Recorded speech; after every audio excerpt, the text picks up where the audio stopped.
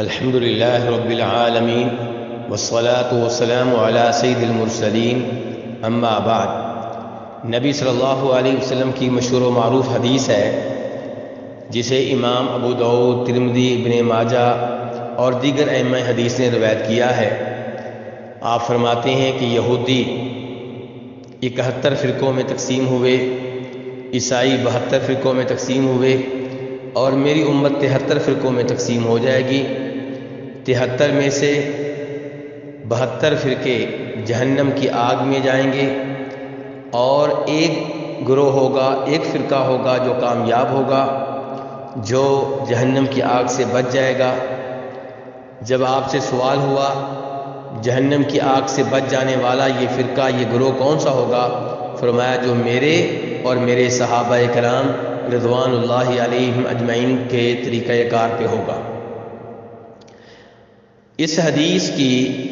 بنیاد پہ ہمارے ایک بھائی سوال کرتے ہیں کہ کیا قادیانی ان 73 فرقوں میں سے ایک فرقہ ہے؟ تو گزارش یہ ہے کہ سوال کا جواب ہم تبھی سمجھ سکیں گے جب ہمیں یہ معلوم ہوگا کہ یہاں امت سے مراد کون سی امت ہے۔ نبی علیہ الصلوۃ والسلام فرماتے ہیں کہ میری امت 73 فرقوں میں تقسیم ہو جائے گی۔ یہ جو آپ نے کہا میری امت 73 فرقوں میں تقسیم ہو جائے گی، یہاں امت سے مراد کون سی امت ہے؟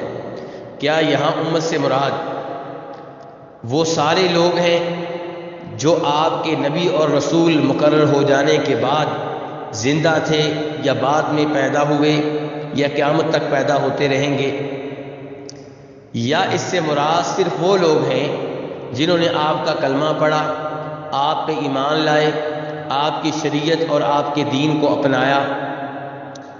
تو اس سلسلے میں علماء کرام میں اختلاف ہے۔ سعودی علماء کرام کی وہ کمیٹی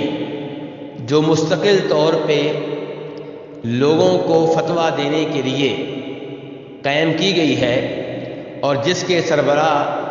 کسی زمانے میں شیخ ابن باز رحمہ اللہ تھے جو کہ اب فوت ہو چکے ہیں، ان سے یہ سوال ہوا کہ یہاں امت سے مراد کون سی امت ہے؟ کیا یہاں امت سے مراد امت دعوت ہے یا امت اجابہ ہے؟ امت دعوت سے مقصد یہ ہے کہ وہ سب لوگ جو آپ کے مخاطب تھے، جن کو آپ نے دین اسلام قبول کرنے کی دعوت دی، یا اس سے مراد صرف وہ لوگ ہیں جو امت اجابہ ہیں، یعنی جنہوں نے آپ کی دعوت کو قبول کر لیا؟ تو اس سوال کا جواب دیتے ہوئے ان علماء کرام نے کہا المراد بالامت فی ھذا الحدیث امت الاجابہ، کہ یہاں امت سے مراد وہ لوگ ہیں جنہوں نے آپ کا کلمہ پڑھا، آپ کی دعوت قبول کی، آپ کے دین اسلام، آپ کی شریعت کو قبول کیا، اور یہ لوگ ہیں جو 73 فرقوں میں تقسیم ہوں گے، اور ان میں سے 72 فرقے ایسے ہوں گے جو صراط مستقیم سے منحرف ہو جائیں گے، بدعتوں کو اپنا لیں گے، اس لیے انہیں ان کی بدعتوں کی وجہ سے عذاب ملے گا، اس لیے وہ جہنم میں جائیں گے، لیکن وہ کفر و شرک سے محفوظ رہیں گے۔ جبکہ جو کامیاب گروہ ہوگا وہ بدعات سے اور کفر و شرک سے محفوظ رہنے والا ہوگا،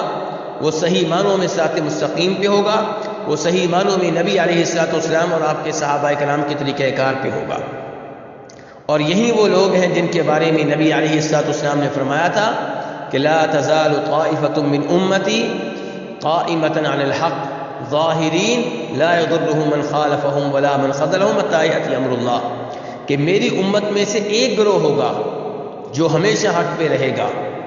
اور ان کی مخالفت کرنے والے انہیں کوئی نقصان نہیں پہنچا سکیں گے، یہاں تک کہ قیامت آ جائے یہ گروہ رہے گا، موجود ہوگا۔ تو اس لیے ان علماء کرام کی اس وضاحت سے یہ معلوم ہوا کہ جب آپ فرماتے ہیں کہ میری امت 73 فرقوں میں تقسیم ہو جائے گی، تو اس سے مراد وہ لوگ نہیں ہیں جن کو آپ نے دین اسلام کی دعوت دی لیکن انہوں نے یکسر مسرت کر دی، آپ کا کلمہ پڑھنے سے انکار کر دیا۔ تو اس سے یہ پتہ چلا کہ جو کافر لوگ ہیں، کفر و شرک کرنے والے ہیں، وہ 73 فرقوں میں داخل نہیں ہیں۔ تو اس بنیاد پہ قادیانی 73 فرقوں میں شامل نہیں ہیں۔ 73 فرقوں میں وہ لوگ ہیں جنہوں نے آپ کا کلمہ پڑھا، اب ان میں سے جو بدعات سے دور رہے وہ کامیاب ہیں، اور جنہوں نے بدعات کا ارتکاب کیا لیکن کفر و شرک سے دور رہے وہ 72 فرقے ہیں جو جہنم میں جائیں گے، لیکن اللہ کی رحمت سے امید ہے کہ کسی نہ کسی وقت وہ جہنم کی آگ سے نکل آئیں گے۔ واللہ تعالی اعلم۔